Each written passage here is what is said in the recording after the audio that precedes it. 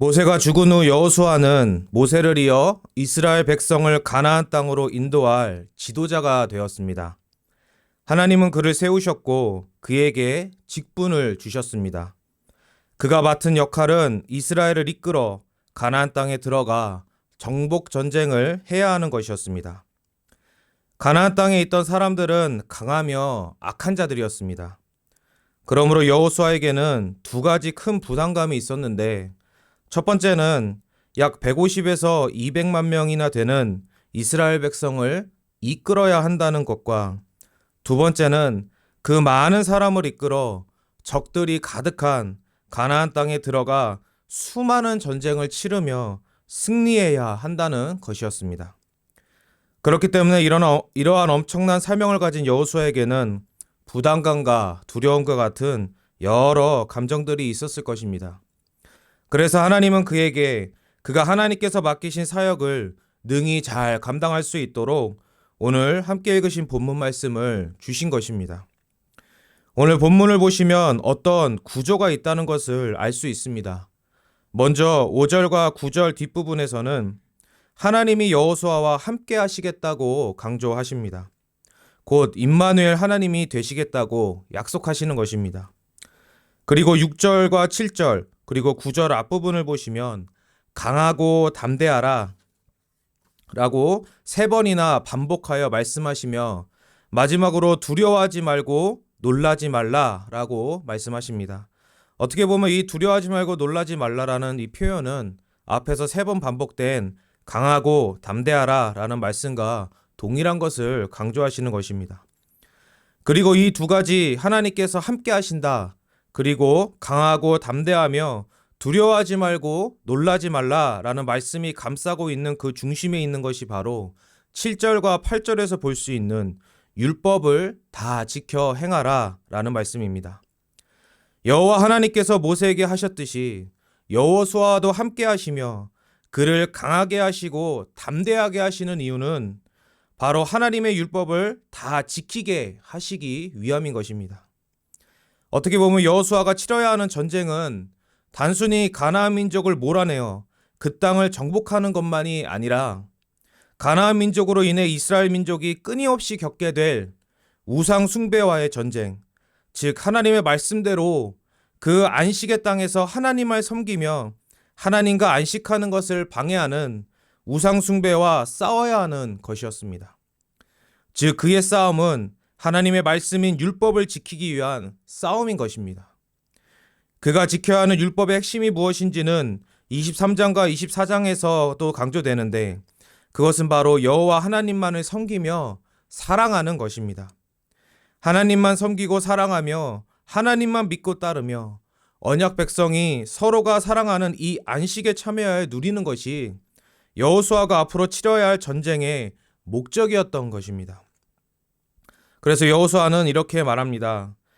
여호수아 23장 11절과 24장 14절과 15절 말씀입니다. 그러므로 스스로 조심하여 너희의 하나님 여호와를 사랑하라. 그러므로 이제는 여호와를 경외하며 온전함과 진실함으로 그를 섬기라. 너희의 조상들이 강 저쪽과 애굽에서 섬기던 신들을 치워버리고 여호와만 섬기라. 오직 나와 내 집은 여호와를 섬기겠노라. 그런데 150에서 200만 명이나 되는 죄인들을 데리고 어떻게 여호와의 율법을 온전히 지킬 수 있겠습니까? 그것이 여호수아 한 사람의 능력으로 가능한 일이겠습니까?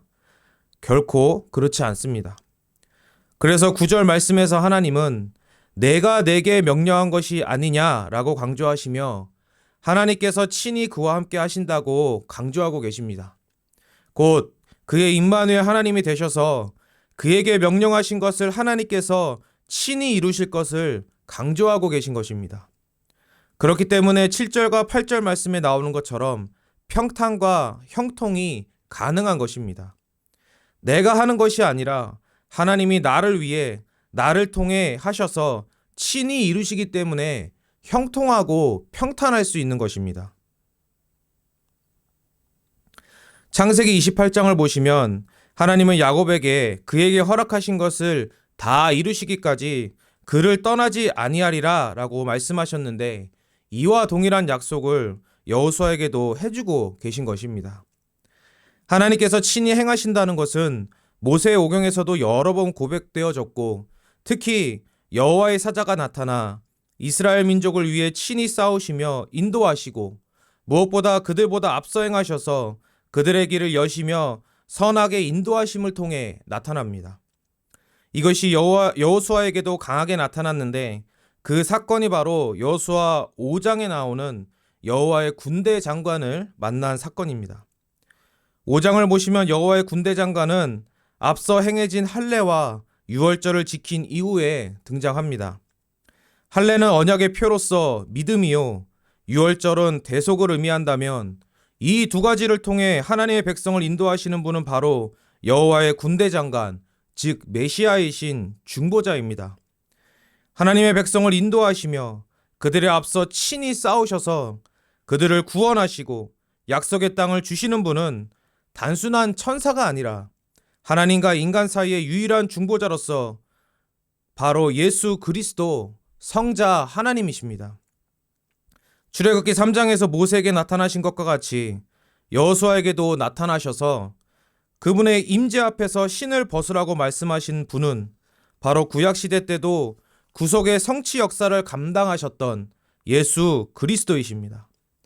바로 성자 하나님께서 중보자로서 그분의 직분을 감당하시기 위해 여호와의 군대 장관으로서 이스라엘 백성보다 앞서서 행하셔서 요단강을 가르시고 여리고를 무너뜨리시고 그 이후 수많은 전쟁에서 승리하게 하신 것입니다. 즉 여호와의 군대 장관이 하나님의 명령, 율법을 친히 이루신 것입니다. 예수님은 언약의 대표이시고 교회의 머리로서 모든 율법을 성취하신 분입니다. 예수님은 율법의 중보자로서 친히 율법을 성취하시기 위해 사람이 되셔서 이 땅에 오셨습니다. 히브리서 10장 7절은 이렇게 말씀합니다. 이에 내가 말하기를 하나님이여 보시옵소서, 두루마리 책에 나를 가리켜 기록된 것 같이 하나님의 뜻을 행하러 왔나이다 하셨느니라. 이 말씀은 예수님에 대한 말씀입니다. 예수님은 율법 성취를 위해 우리의 언약의 대표로서 우리를 대신해 먼저 율법을 어기지 않으시고 십자가에 죽기까지 율법에 모두 순종하셨으며, 또한 아담이 범한 죄로 인해 모든 사람이 받아야 되는 그 율법의 저주, 사망의 형벌을 십자가에서 우리 대신 당하셨습니다. 그리하여 예수님은 우리를 구원하시기 위한 모든 의를 다 이루셨습니다. 율법에 온전히 순종함이 절대적 의이신 하나님의 법정 앞에서 의가 되는데, 예수님께서 우리를 대신해 율법에 완전히 순종하심으로 그 의를 다 이루신 것입니다. 그리고 예수님은 하나님 보좌 우편에서 예수님을 믿는 자에게 그 의를 선물로 주셔서 오직 그리스도의 의로 모든 죄를 용서받고 값없이 의인으로 여김받아 하나님의 자녀가 되게 하신 것입니다. 여기서 값없이 의롭다 여김 받은 것은 의롭다 여김을 받은 사람의 값이 없는 것이지 예수님의 값을 부인하는 것은 아닙니다. 예수님께서 무한한 값을 지불하셨기 때문에 그 예수님을 믿음으로 그 의가 내 것이 되어 의롭다함 여김을 받게 된 것입니다. 또한 자녀가 된 성도와 항상 함께 하시며 자녀로서 합당하게 살아갈 수 있게 인도하십니다. 율법의 뜻이 성도의 삶에 이루어지게 하시는 것입니다. 그래서 하나님을 사랑하고 이웃을 사랑하는 삶을 바로 예수님께서 친히 그렇게 살게 하시는 것입니다. 율법을 성취하신 분이 하나님의 자녀인 우리로 하여금 그 율법대로 살아가게 하시는 것입니다. 그래서 담임 목사님께서 많이 강조하시는 것처럼 살아남도 살아감도 다 예수 그리스도와 그분의 의로 말미암는 것입니다. 직분자의 담대함은 바로 여기에 있습니다. 성도는 자녀로서의 삶을 살아가는 것뿐만 아니라 왕같은 제사장이라는 직분 또한 받았습니다. 성도는 머리이신 예수님과 연합하여 몸 전체를 바르게 세워나가기 위해 머리를 의지하여 다른 지체를 섬기고 세우는 건덕의 직분을 감당해야 하며, 택함 받은 자의 충만한 수가 차기까지 전도와 선교에 힘써야 하는 직분을 받았습니다. 이때 머리이신 예수님은 성도에게 그러한 직분에 맞는 은사를 주시며 힘과 용기, 지혜와 명철, 여건과 필요를 채워주십니다. 그래서 예수님은 마태복음 6장 33절에서 하나님의 나라와 의를 구하면 이 모든 것을 더해주시겠다라고 말씀하셨습니다. 또한 성도 가운데 특별히 목회자요 사역자로, 신학자로, 선교사로, 교사로, 장로로, 권사로, 집사와 같은 직분자로 부름을 받은 자들도 있습니다. 이들에게도 교회의 머리이신 예수님은 로마서 12장과 고린도전서 12장과 13장의 말씀과 같이 그들의 역할에 맞는 은사를 주십니다. 담임 목사님께서 항상 강조하시는 것처럼 은사가 있고 직분이 따르는 것이 아니라 하나님께서 직분을 주시면 그에 맞는 은사 또한 주시는 것입니다. 또한 무엇보다 교회의 머리이신 예수님은 말씀과 성령과 믿음으로 성도와 직분자들 안에서 역사하십니다. 그리하여 그들을 거룩하게 빚으시며 때에 맞게 선하게 인도하시고 앞으로 맡게 될 직분에 대한 준비도 친히 하시며 또한 직분을 맡았을 때 그에 맞는 은사도 주시며 그리하여 머리이신 그리스도께서 원하시는 뜻을 이루게 하십니다. 성도와 직분자가 연약하고 부족해도 예수님은 그를 통해 일하십니다. 준비되어야 할 부분이 있다면 준비시키시고 깨끗하게 되어져야 할 부분이 있다면 깨끗하게 하시고 더 견고하게 세워져야 한다면 불같은 연단으로 강하게 세우시며 믿음이 부족하면 굳게 믿을 수 있도록 믿음을 주시고 능력이 부족하면 부살레가 오홀리압에게 주셨던 것처럼 은사와 능력을 부어주시며 지혜가 부족하면 지혜를, 지식이 부족하면 지식을, 사랑이 부족하면 사랑을, 온유가 부족하면 온유를 다 주십니다. 왜냐하면 예수 그리스도는 창조주이시기 때문입니다. 이 모든 선한 것의 근원이 바로 창조주 하나님이신 예수 그리스도이시기 때문입니다. 이처럼 예수님은 우리에게 필요한 모든 것을 공급해 주시고 길이신 분으로서 우리 앞서 행하셔서 가야 할 길을 열어주시며 또한 모든 죄와 사망과 악한 세력을 승리하신 분으로서 승리를 우리에게 주셨습니다. 예수님은 이미 우리에게 구원의 완성을 선물로 주셨습니다. 우리는 열심히 하면 승리를 할 것이고 열심히 하지 않으면 승리를 할 수 없다는 어떤 불확실함을 향해 나아가는 자들이 아닙니다. 이미 모든 것은 성취됐고 모든 것이 확보되었습니다. 구원과 승리가 우리의 것입니다. 그래서 앞서가신 예수님께서 우리를 그 구원과 승리의 길로 인도하시고 이끄시는 것입니다. 그래서 여호수아는 어떻게든 열심히 싸워 승리를 쟁취하려고 가나안 땅에 들어간 것이 아닙니다.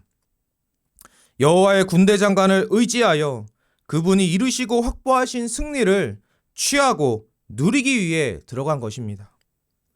그러므로 여호수아가 해야 할 것은 그들을 위해 싸우시는 여호와의 군대 장관을 온전히 신뢰하여 이미 확보된 승리를 믿으며 담대히 나아가 가나안 민족을 무찌르고 이후 정착한 이스라엘 민족이 하나님과 사람을 사랑하도록 하게 하는 것이었습니다. 여호수아는 여호와의 군대 장관을 이스라엘 백성 그 누구보다 가장 앞서서 굳게 믿고 잘 따르면 되는 것이었습니다.